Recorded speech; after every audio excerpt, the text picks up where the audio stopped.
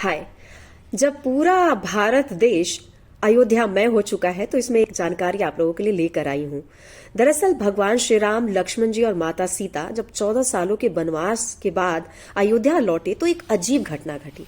अब वो घटना ऐसी थी जो वाकई हैरान करने वाली थी। अब हैरान करने वाली घटना क्या है, इसके बारे में मैं आप लोगों को बताने जा रही हूँ। भगवान राम का राज्याभिषेक हुआ उनके वनवास से लौटने के बाद, तो पूरा अयोध्या जश्न में डूबा हुआ था।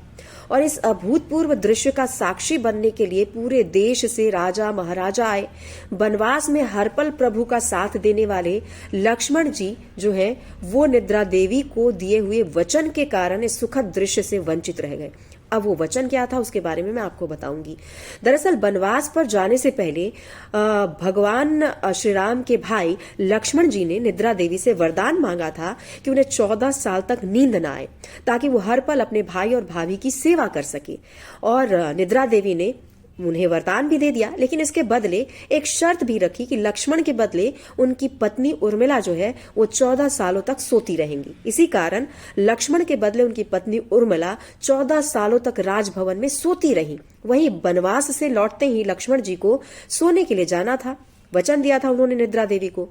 तो इसी के चलते जब वनवास से लौटे और प्रभु श्री राम का राज्याभिषेक का समय आया, तो निद्रा देवी को जो वचन दिया था लक्ष्मण जी ने, उस वचन को लक्ष्मण जी को पूरा करना था। इसलिए लक्ष्मण जी अपने भाई श्री राम का राज्याभिषेक छोड़कर निद्रा में लीन हो गए। और प्रभु श्री राम का अयोध्या के राजा के रूप में राज तिलक हो रहा था, तब लक्ष्मण जी जो है वो सो रहे थे, क्योंकि उन्होंने निद्रा देवी को वचन दिया था।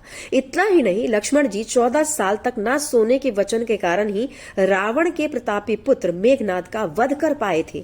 दरअसल मेघनाथ को वरदान प्राप्त था कि उसका वध वही शख्स कर पाएगा जो 14 सालों तक लगातार जागता रहा हो। इसी कारण लक्ष्मण जी ने मेघनाथ का वध किया था। आपको बता दें कि पूरा वनवास काल जो था, इस दौरान लक्ष्मण जी अपने भाई के साथ साये की तरह साथ साथ रहे।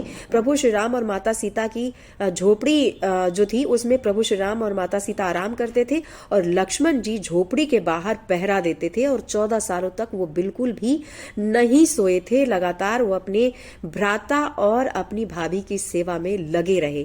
ये जानकारी मुझे बहुत दिलचस्प लगी, इसलिए मैंने आप लोगों के साथ साझा किया। और राममय है माहौल, तो ये जानकारी और भी अच्छी लगती है।